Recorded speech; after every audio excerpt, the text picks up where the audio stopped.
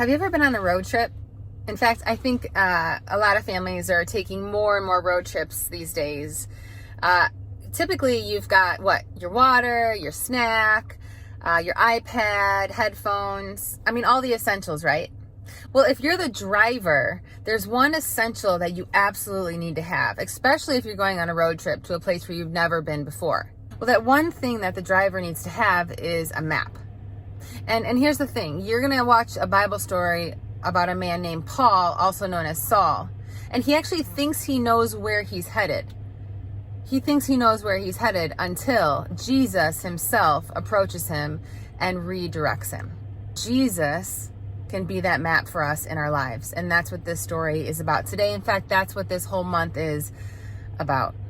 I hope to see you at 10 a.m. on Sunday mornings in virtual small group. Have a wonderful week, and we'll see you then. Bye-bye. Sometimes things are out of my control, and sometimes I don't understand why the rolling thunder rolls. But when the rain falls from the sky, the grass turns green, the flowers bloom, and I stop asking why. Because I know with hope there's always a better tomorrow. It's hard to believe the best, but you can't win if you give up. Even if it doesn't work out like I planned, I'm choosing to believe, and I know it's hard to understand. We can't always see the plan, but we have a choice and this is mine. I'm choosing to believe. I'm choosing to believe.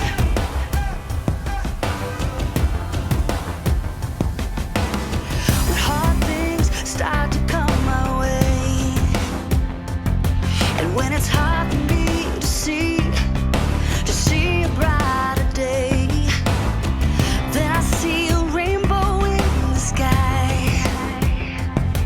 I can feel the love around me. I feel like I can fly, because I know with hope there's always a better tomorrow. It's hard to believe the best, but you can't win if you give up.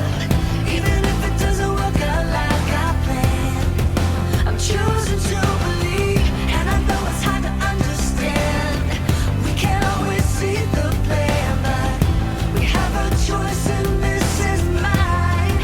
I'm choosing to believe. It's hard to believe the best, but you can't win if you give up. Even if it doesn't work out like I planned,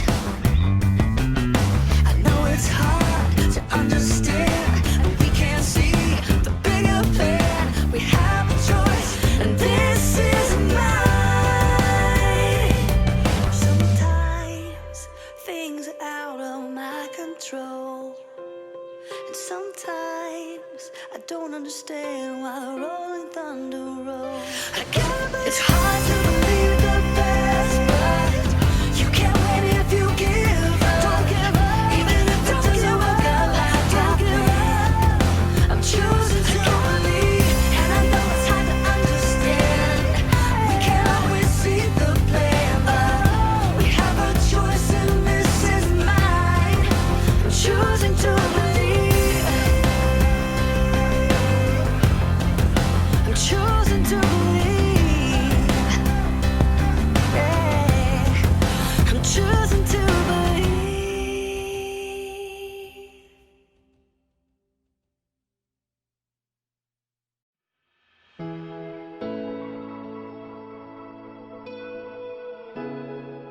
Hey everybody, I'm Erica, and welcome to my Summer STEAM Lab! Today, I'm challenging myself to some optical illusions.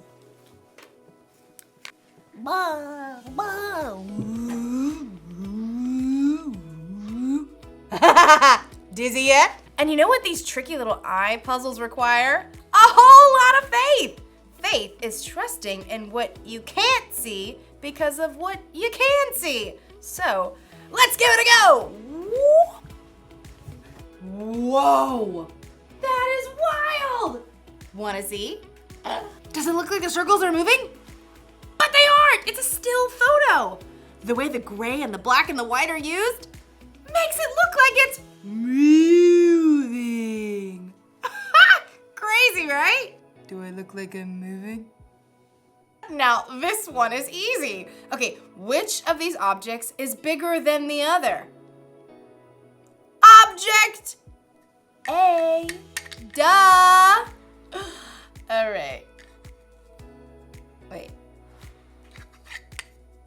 Object A. Right? Wait a second. They're the same size. I'm so shocked right now. Okay, sometimes what we think we see is not what's real. And when we discover the truth, it can be shocking. Today's story is all about a guy named Saul who thought he knew it was true, but he was in for a big shock. Let's check it out. The Bible. It's 66 books of history, stories, letters, and poetry that fit together to form God's one big story. The epic adventure of how He created us and loves us so much that He made a way to rescue us.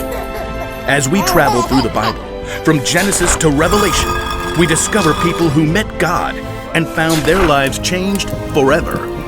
Now for an amazing story, inspired by the book of Acts, chapter 9, verses 1 through 9. If anyone was set up for the good life, it was Saul of Tarsus. Greetings. Though Saul's family was Jewish, he was also born a Roman citizen. Throughout his life, he was known by 2 different names. You may call me Saul or Paul. As a young man, Saul was sent to Jerusalem to study with the famous Rabbi Gamaliel. Let's see. You have achieved 100% in classical literature, 111% in philosophy, and in ethics, 99%. I vow to do better. Saul became a Pharisee like his father before him. He carefully studied God's law and prayed 3 times a day. Dear God, help me follow your laws 100% perfectly. Like the other religious leaders in Jerusalem, though, Saul was caught off guard by the events that surrounded the life and death of Jesus. Good riddance. Now that fool can't try to overturn God's laws anymore. Haven't you heard? Jesus' follower says he's returned to life. They've seen Jesus?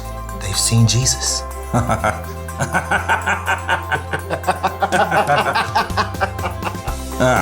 Those riffraff will slink away soon enough. Against all odds, the followers of Jesus didn't fade away. In fact, the numbers began to grow. 5,000? You're telling me that 5,000 people are following the way of a dead man? Well, technically, they think he's alive. Not helping. The religious leaders in Jerusalem did everything they could to squash the new movement. They even arrested a leader among the Jesus followers named Stephen. After telling lies about him, they dragged him outside the city.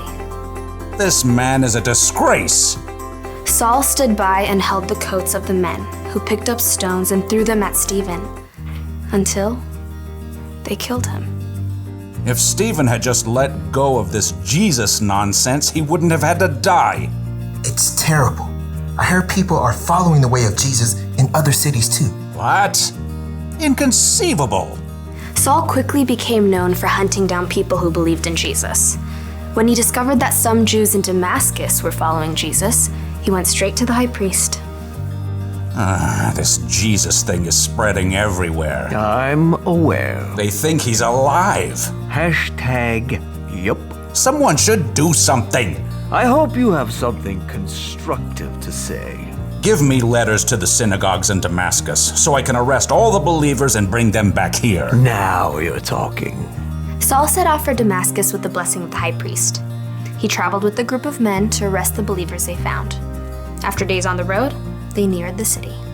There it is. We'll make it by lunch. No, we must take time to pray. As he did 3 times every day, Saul stopped and turned to Jerusalem to pray, certain God was on his side. Dear Lord, help me to catch every single one of those despicable Jesus people. Suddenly, a light more brilliant than the midday sun blazed down around Saul. He staggered, fell to the ground, squeezing his eyes shut against the glare. Saul, Saul, why are you opposing me? Saul gasped. It felt as though the whole earth shifted beneath him. Who are you, Lord? I am Jesus. I am the one you are opposing. The men around Saul stared in horror and confusion, unable to speak. They could see no one, but heard a sound, perhaps like a roar of thunder. Now get up and go into the city. There you will be told what you must do. Saul reeled. He struggled to his feet and finally opened his eyes. He saw nothing, only darkness. What's happened? You tell us. We saw the light, and you fell, and this sound, and then you said... I can't see. What? I can't see. I've been blinded. That's not good. Here, take my hand.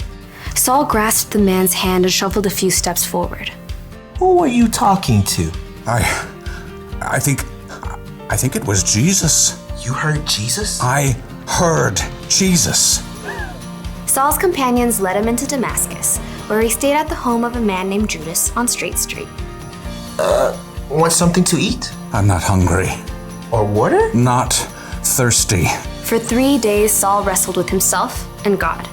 He'd come face to face with the very man he knew was dead, but discovered that Jesus was very much alive. Now blind, Saul was forced to see everything in a brand new light.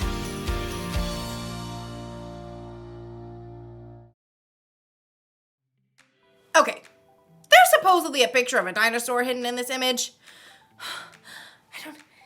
Focus. Okay, I'll just have to have faith that there's a dinosaur in this picture because I do not see it. Speaking of, Saul literally couldn't see after his encounter with Jesus, but in a way, he could see better than he ever had before. Anyway, Saul saw everything. And Jesus made a way for everybody to be saved from their sins. After Jesus went back to heaven, he gave his followers the Holy Spirit. And then many more people believed in Jesus too. Saul wanted to stop the Jesus followers, and he really tried. But Jesus wanted Saul to know a better way. You know, it's amazing how God has revealed himself to people all throughout history. Saul, who is also known as Paul, so Saul and Paul are actually Saul Paul, was no exception, and neither are you. Just like God opened Saul's eyes to see the truth, he can open our eyes too. He may not appear to you in a bright light, but God can get your attention in all kinds of ways, like through nature. Or a conversation with a friend. That's really good. I like that. You're so wise. A song on the radio. God can even use your own circumstances to help you know him. And when you focus in and really see Jesus for who he is, the Savior of the world, it can change how you see everything. So that's the one thing to remember today. Knowing Jesus changes the way you see everything. It's like Jesus gives us brand new glasses to see out of. I can't really see out of these ones, but it's a different way to see. So that's exciting. Oh, perfect. Well, that's all I got for this week. Oh, perfect. These coffee beans want to wave goodbye to you. Bye.